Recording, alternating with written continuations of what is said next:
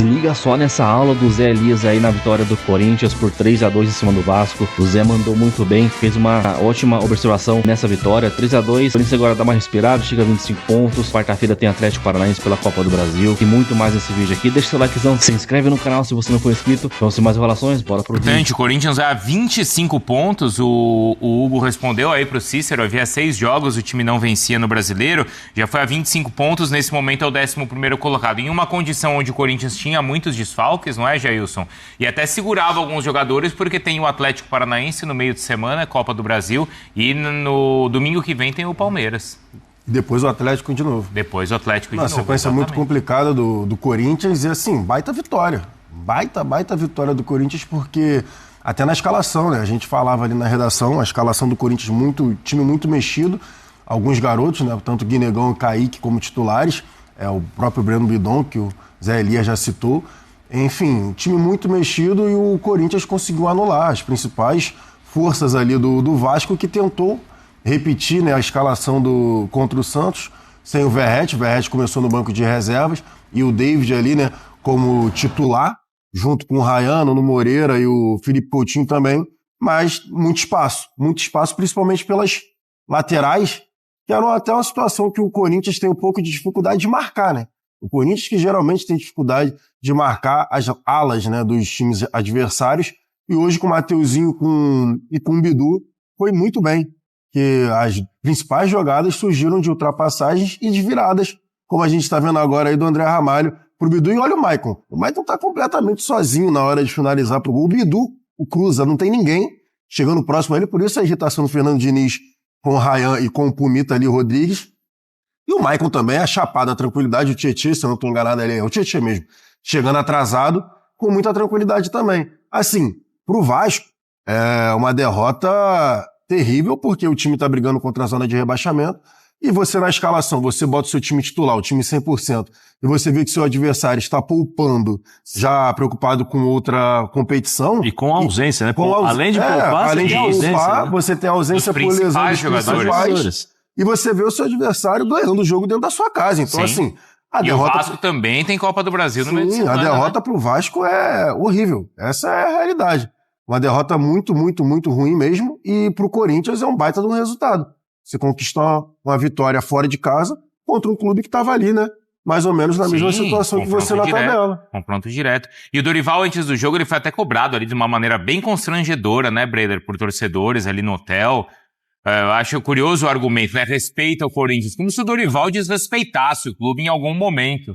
Ou como se ele fosse responsável pela situação complicada, né? O único responsável pela situação complicada que o time vive aí no Campeonato Brasileiro. E hoje ele deu uma bela resposta também nesse sentido, hein, Breler? Depois de 6 jogos sem vencer no Brasileiro. E o torcedor estava incomodado justamente com essa sequência de resultados, porque o Dorival, além desses 6 jogos sem vencer, nos últimos 11, só tinha uma vitória, aquela contra o Ceará, em que o time também jogou muito pouco. Então, falta resultado, falta desempenho, o Dorival ainda lidando com desfalques, buscando um time ideal quando não tem o seu trio de ataque, né? E hoje acaba poupando o Garro no segundo tempo, mas pelo menos conseguiu uma vitória fora de casa, que é importante. O Vasco poderia passar o Corinthians na classificação se tivesse saído com a vitória. Então o Corinthians soube se mobilizar, soube entender a importância do jogo, mesmo desfalcado. E o Dorival hoje teve um plano de jogo infinitamente superior ao do Diniz. O Dorival soube entender o cenário que o jogo pediria, se adaptou melhor, não só aos desfalques, mas também à proposta de jogo, colocou mais energia no meio-campo, fez uma movimentação. Não é nada de outro mundo, mas que ajudou a confundir a defesa do Vasco, que foi fazer com que o Kaique não ficasse aberto pelo lado esquerdo, o Kaique fechava mais pelo meio, isso confundiu a marcação do Vasco, abriu o corredor para o Bidu apoiar, e o Vasco não conseguiu ter essa leitura rápida do que o Corinthians se propôs a fazer. Foi uma vitória muito merecida do Corinthians, porque, falando em estratégias, em plano de jogo, O Dorival hoje deu um banho e, naturalmente, mesmo desfalcado, o Corinthians conseguiu se impor sobre o Vasco fora de casa. A gente tá esperando o Fernando Diniz chegar para entrevista coletiva, tá? Ele ainda não apareceu. Assim que ele aparecer, a gente vai para lá direto pra gente ouvir as explicações do técnico do Vasco. Antes, eu só queria colocar aqui alguns números e telas que mostram 2 jogadores que vocês elogiaram aqui, o Mateuzinho e o Matheus Bidu. Então, uma assistência para cada, finalização, a gente tá vendo aí as chances criadas. Olha o Matheus Bidu. E o Zé Elias elogiou muito. 4 grandes chances criadas. Ainda ações na área rival, 2 então do Mateuzinho. E cruzamentos 5 para um, 6 para outro. Então, a gente só teve uma assistência que não foi da dupla, que foi a do Garro. Sim. Né, no momento do escanteio, no gol do Gustavo Henrique. Mas foi então pelas laterais que o Corinthians conseguiu vencer o jogo? Sim, mas eu quero pegar o gancho que o Breler falou. Uma situação, assim, taticamente, que até o Zé Elias citou também. Onde o Fernando Diniz foi surpreendido? Por quê? É uma pergunta. E por quê? Porque o Corinthians normalmente já joga com esses 3 volantes, um jogador na frente que é o Garro e a dupla de ataque, que é o Depay e o Yuri Alberto e o Garro vindo por trás. Hoje ele basicamente repetiu com o Charles, Raniel e Maicon, botou o Bidon um pouco mais à frente chegando e o Kaique como dupla de ataque com o Guinegão. Onde que... Onde que o Diniz foi surpreendido? Porque não, o Dorival escalou quentinho. Exatamente, ele escalou quentinho e ele manteve... E repetindo o sistema. A única coisa que ele fez mais, assim, a gente pode colocar de dar um pouco mais de liberdade para os laterais chegarem na área e deve ter ali um mínimo de orientação para os volantes ficarem alertas na cobertura. Mas ele não mudou o sistema. Mas isso é uma das coisas que assim, se vocês prestarem atenção e aí se pegando as entrevistas, quase todas as entrevistas do Fernando Diniz, mesmo quando ganha, quando perde, o meu time jogou assim, o meu time jogou dessa forma, o meu time, você viu, jogou contra o Santos, vocês não estão percebendo, mas o time do Vasco cria jogo, todos os jogos assim e tal. Sim, tudo bem, você pode até criar, mas só que a impressão que dá é que assim, ele não se preocupa com o time adversário. E outra, você precisa entender o momento que você se encontra, a característica e as limitações que você tem. O time do Vasco é um time que tem que jogar o tempo todo para cima do adversário?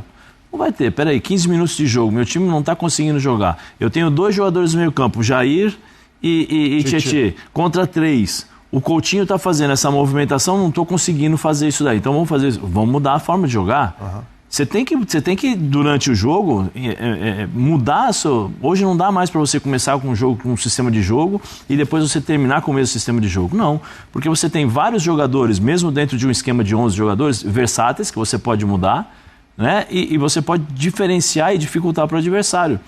O que o Dorival fez... Jogadas ensaiadas, você viu que ele falou assim, nós treinamos exaustivamente essa jogada, a inversão de jogo, porque todo mundo sabe que o time do Fernando Diniz joga de uma mesma forma o tempo todo. Então, isso que é o que eu acho que o Fernando precisa entender. Peraí, o time adversário, eu vou jogar assim, mas e o time adversário? Tá jogando, entrando, tá colocando o meu time em dificuldade. Sim. Aí entra a mão do treinador para ajudar os seus jogadores. Peraí, o Tietê tá sozinho, o Jair tá sozinho, peraí, não, vamos fazer o seguinte, vamos fazer um 3 aqui, ó.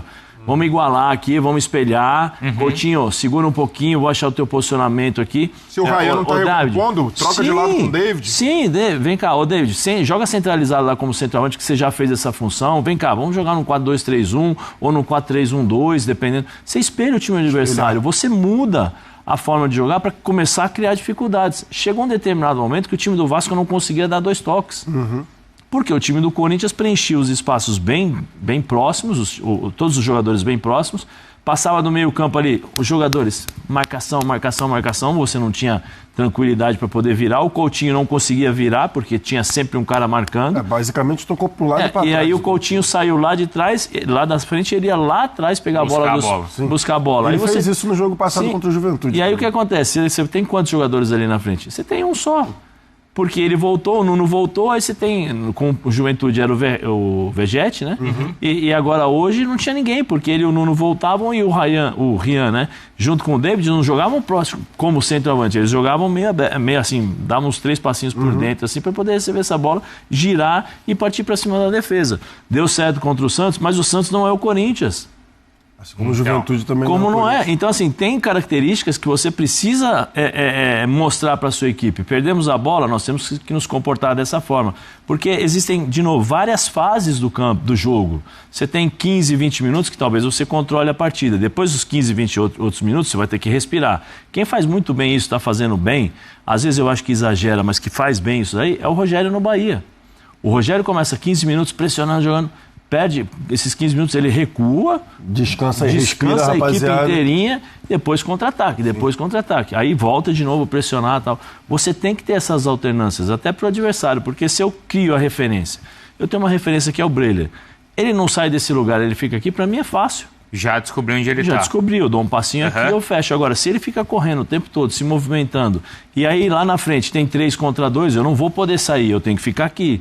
Entendeu? Então, uma coisa vai levando a outra. Sim. É como nós falamos no vestiário, né? A marcação começa no ataque. Se o ataque não marca, estoura no meio campo. Se o meio campo tá com problema, já vem meio campo, ataque meio campo com problema. Chega na defesa, explode. Se vocês, de novo, é só lembrar aí, ver o segundo gol do Corinthians, 69 minutos de jogo, 69 minutos de jogo. Sim. Você vê a defesa do Vasco como estava. Quem estava tentando marcar ali o Garro era o Já começa o o Garro tem espaço e tranquilidade para finalizar, né? E o Bidu? O Bidu pega a bola, olha...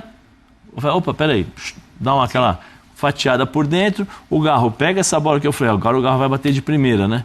Falei, se bater de primeira vai subir. Não, o Garro dominou essa bola, deu o tapinha aqui e bateu. E aí depois o Mateuzinho foi felicíssimo. Só pegou a bola e bateu forte, que era só colocar o pé ali, a bola bater e entrar. Então, mas aí agora a questão é a seguinte, é essa que tá aqui embaixo, Breler. Por que o Vasco perdeu o embalo? Ou, na verdade, eu não sei nem se era um embalo. A questão é, foi ilusório aquele resultado pro Vasco? Exclusivo! Corinthians vence o Vasco por 3-2 e mostra como é que se faz, né? Tem time aí que toma de 6. Coringão meteu 3 no Vasco em São Januário. Era pra ser 3-1 se o Félix Torres não tivesse entrado no jogo. Mas o Corinthians venceu e convenceu um time operário, bem arrumadinho, tá? Bem arrumadinho, porque eu imagino que tava muita gente torcendo contra, né, para pedir a cabeça do Dorival Júnior. Time bem arrumadinho. Enfim, eu tenho muita coisa para falar sobre o jogo de hoje, tá? Muita coisa mesmo. Quero falar por que o Corinthians venceu. Cara, sinceramente, eu sou Corinthians, né, velho? Eu prefiro um time operário, né? Prefiro um time operário que se entrega do que um time de velhotes baladeiros ou então de estrelas que, enfim, analisar essa vitória. Comemorei, já gritei aqui a vitória do Coringão. E quero agora analisar para vocês por que o Corinthians venceu o Vasco por 3-2 hoje em São Januário. O Corinthians entra em campo no esquema 4-1-4-1. Assusta não ter o Rodrigo Garro como titular, mas é um jogador que ele mesmo falou que não tem condição de jogar 3 jogos seguidos. Por isso, né, pediu para ser poupado. Dorival poupou o Garro no primeiro tempo e a gente viu como o Garro é importante para o Corinthians na segunda etapa. Por isso que a gente cobra muito a presença de Rodrigo Garro, né, em campo, mais vezes com a camisa do Corinthians, ele que jogou muito pouco nesta temporada. Sem o Garro, né, sem o Memphis, sem o Yuri, sem o Carrídio, sem o Martínez, enfim, tem um monte aí, né, que o Corinthians, né, tem aí em relação a desfalques, o Dorival Júnior não pode contar. O Corinthians faz um jogo de um time bem arrumadinho taticamente e um time operário, do jeito que eu gosto. Eu nasci corintiano e comecei a torcer cedo pro Corinthians, fui cedo pro estádio, enfim, todo mundo sabe a minha história, passando por bar de roleta de catraca de ônibus, né, sujando as costas muito para ir pro estádio, pedindo carona, enfim, estação de trem, corintiano raiz. E um corintiano raiz que viu sempre o Corinthians com um time operário. A gente foi campeão brasileiro com o Neto acima da média, mas o restante dos jogadores operários em 1990. A gente viu o Corinthians muitas vezes com times operários, com a base, né, resolvendo. O Corinthians sempre teve a sua base resolvendo, enfim. E mais uma vez agora, né, o Dorival ele acerta na escalação, porque o Dorival não coloca o Romero como titular, tá? Poxa, isso aí ganha ponto comigo, porque eu não aguento mais ver Romero, líder de elenco, e treinadores com medo de colocar o Romero no banco de reservas e ver o Romero fazer alguma picuinha lá dentro, perder o grupo, enfim, a gente sabe a influência e o poder que o Romero tem ali dentro hoje do elenco do Corinthians. Aliás, foi um dos líderes naquela campanha para defender o Augusto Melo, foi o Romero, foi o líder daquela campanha. Então todo mundo sabe. Então assim, é difícil ver um treinador chegar e meter o Romero no banco. E você colocar o Romero no banco, não tendo já os seus 2 titulares, Memphis e Yuri Alberto, parabéns. Parabéns. Dorival banca a molecada, que já havia jogado muito bem contra o Bahia, né? Apesar da derrota, o Kaique fez um bom jogo e o Guinegão fez um excelente jogo. E hoje, de novo, né? O Kaique faz um jogo mais ou menos, um jogo, né, de mais ou menos para bom no primeiro tempo. Ele tem dificuldades em marcação, o Dorival acertou em tirar o Kaique no segundo tempo. E o Guinegão, de novo, faz um excelente jogo, como já havia feito contra o Bahia, com um gol de puxada ali de bicicleta, 2 gols, né? 2 jogos e 2 gols. E eu que critiquei o Guinegão, ninguém precisa me lembrar disso não, tá? Eu sei muito bem o que eu falo aqui. E se por acaso eu errei na avaliação desse garoto, o tempo vai dizer. Ainda não dá pra gente cravar, mas no início, né, da trajetória do Guinegão no Corinthians, né, ninguém tá citando isso aqui, tá? É que eu sou muito honesto, entendeu? Eu poderia ficar quietinho aqui, ficar elogiando o Guinegão. Quando ele começou a jogar com a camisa do Corinthians, eu critiquei e falei que dificilmente ele vai emplacar aí como titular do Corinthians, tá? Até acho difícil ainda isso, mas eu não tô aqui para ficar acertando o futuro, eu estou aqui para analisar o hoje. No começo ele entrou meio atrapalhado, realmente a qualidade técnica não é o forte do Guinegão, mas a partir do momento que eu comecei a observar, já faz uns 3 jogos aí já, que eu tenho elogiado o Guinegão pela sua entrega. Um menino que realmente se destaca em campo pela vontade. Ele ajuda muito na marcação, ele faz o adversário errar muitas vezes a saída de bola, porque ele aperta, né, quando sobe a marcação com ele aperta bastante, tem muita vontade, é voluntarioso, né, lembra, assim, né, gente, é difícil comparar, né, não tô falando qualidade técnica, tá, porque o jogador que eu vou falar agora era muito mais técnico que ele, mas o estilo de jogo, me prendendo a bola assim, segurando, lembra até o Wagner Love, só que o Wagner Love um pouquinho piorado, mas se lembra um pouco, até no sentido de matador ali na pequena área, né, chegando no carrinho, enfim. O Guinegão já vem de uns 3 jogos que vem jogando muita bola. E repito, pela minha honestidade, eu estou lembrando aqui que eu critiquei esse garoto, tá? Ninguém tá me cobrando aí no chat, não. É que eu gosto de ser honesto, tá certo? Eu acho que a sinceridade, a honestidade é tudo, tá acima da nossa profissão. Enfim, mas eu também jamais vou deixar de elogiar quando eu vejo que tem ali virtudes, né? E o Guinegão, há 3 jogos mostrando muita virtude nos últimos jogos. Como diz aí o Eric Mota, né? O Guinegão é limitado, mas ele parece que fede gol, Samir. Tomara que seja isso, né? Tomara que seja isso. O pessoal gostou da minha comparação, em mesmo estilo, né, com Wagner Love, né? Ó, o Corinthians, né, pulando de Guinegão e Kaique, né? Lá vinha o Guinegão, cheio de... pulando de Guinegão, né, para falar do time num todo.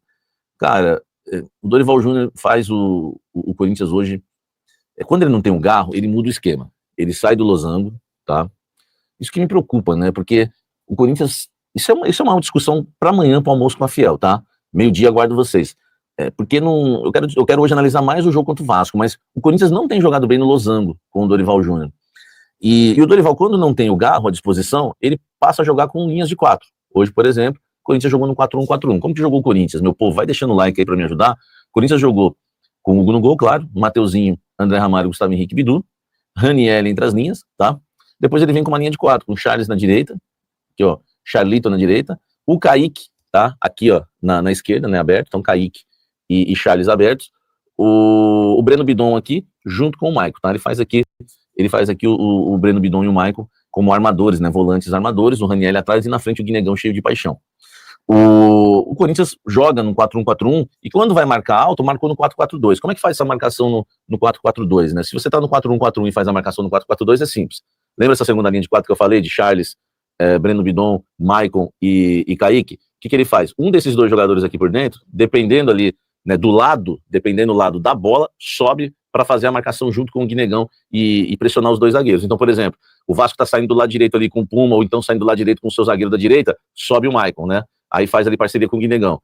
Ou sobe o Bidon pro lado esquerdo. Mas muitas vezes até subia mais o Bidon por ter mais vitalidade, para não cansar muito o Maicon, que é um jogador que tá voltando, que não tem mais característica de velocidade. Então, quando vocês marcavam no 4-4-2, quando esse sobe, para não ficar um buraco aqui, o Ranieri, que faz o jogador ali entre as linhas, ele sobe também. Aí fecha Charles, Bidon, por exemplo, Ranieri e Kaique. E quando ataca, o Corinthians ataca com linha de 3, né? O Ranieri fecha nas linhas, enfim, sempre um fechando, não precisa ser sempre o Ranieri. Às vezes fica um lateral, fecha um lateral junto com os 2 zagueiros, André Ramalho e Gustavo Henrique. E o Corinthians passa a jogar com os alas. Então o Dorival, olha só, gente, eu quero falar uma coisa para vocês aqui. Guardem isso, por favor. Aliás, eu já falei isso. Dorival Júnior é um técnico que só dá certo se o time for jovem, se o time tiver saúde física e se o time tiver molecada. Até no Flamengo, de estrelas, ele colocou lá João Gomes, enfim, não tem jeito. Dorival Júnior, no Santos, nas 2 passagens, aquela mais marcante que ele solta toda a molecada lá de uma vez, né? Neymar, Ganso, Patrick, E na segunda tinha Thiago Maia, tinha Giovani, tinha Gabigol, tinha Zeca, ele põe todo mundo para jogar. Não adianta você pôr velhotes que não correm, que não tem saúde física, para jogar com o Dorival. É perder tempo, tá? E com a molecada, o Dorival já começa a mostrar um pouco mais o seu trabalho. O time do Corinthians hoje não merecia sofrer aquele gol no início do segundo tempo. A gente tem que entender uma coisa. Não dá para o individual ficar sempre nos atrapalhando, tá? Sempre nos atrapalhando. Sempre. Por exemplo, o pênalti foi muito duvidoso, né? Foi muito duvidoso. Mas, enfim, ele é discutível. Não vamos ficar aqui brigando, né? Ele é discutível. Eu sou honesto, é discutível o pênalti, tá? Se eu falar que não foi pênalti, não é um absurdo. Mas quem falar também que foi pênalti, não é um absurdo também. Porque o André Ramalho foi infantil. Um zagueiro não sobe daquele jeito, tá? Mas eu achei meio forçado o pênalti, tá certo? E o Corinthians não merecia sofrer aquele gol, né, no início da segunda etapa. Porque o Corinthians jogou muito mais que o Vasco, muito mais ajeitadinho, tá? Então, RCF ao Zé Elias aí, o pessoal da ESPN analisando a vitória do Corinthians, terminando com o Samir. Cara, a gente só tomou esse segundo gol realmente porque entrou esse Félix Torres aí, o Mateuzinho tava pregado ali no segundo tempo, no final do jogo ele entrou. Cara, que zagueiro horroroso, cara. Mano, na moral, cara, o cara consegue ferrar com a gente dentro de campo e fora de campo com esse transfer ban. Mas se ele já é ruim de zagueiro, imagina de lateral. E tipo, e dá pra ver, o cara cobrou o lateral, o cara do Vasco, ele voltou marcando andando, cara, andando. Aí ele tenta correr, dá um trotezinho, para, e o cara cruza pro jogador do Vasco fazer o gol, cara. Que zagueiro horroroso. É um dos piores zagueiros que eu já vi com a camisa do Corinthians, Félix Torres. Mas ainda bem que a gente conseguiu fazer 3, né? Não, vitória importante, né? Já vi, cara, 2 derrotas consecutivas, Juventude e Bahia em casa. Contra o Bahia, o time já tinha jogado bem, merecia, cara, se não vencer, mas pelo menos um empate ali contra o Bahia. Mas hoje jogou muito bem, cara. Primeiro tempo foi perfeito, segundo tempo é normal, dá uma caída, mas eu pensei que quando a gente tomou um empate, que os caras iam desanimar ali, mas conseguimos empatar com o gol do Guinegão. Eu pensei que o Mateuzinho tivesse até impedido ali, mas ele tava atrás do cara. Cruzamento perfeito, até que enfim o Mateuzinho acertou um cruzamento. Pelo amor de Deus, né? Mas depois do gol do Gustavo Henrique ali no escanteio. Então, vitória importante para dar uma aliviada para quarta-feira, Copa do Brasil, jogo importante. Dá para entrar com esse time aí, cara. Se o Garro não conseguir jogar por ser gramado sintético, mas creio que o Garro vai jogar como titular. Bidon até que fez uma ótima função ali, né? Cara, o Samir falou que foi na 4-1-4-1, né? Pensei que tinha sido, cara, na 4-4-2 essa formação aí. Sei lá, ó, talvez atacando tivesse sido na 4-4-2 para defender 4-1-4-1. Vou analisar depois isso melhor, mas é isso aí. Deixa o seu like, se inscreve no canal, ativa o sininho para você não perder nada com a informação. Então até o próximo vídeo, valeu, é nóis!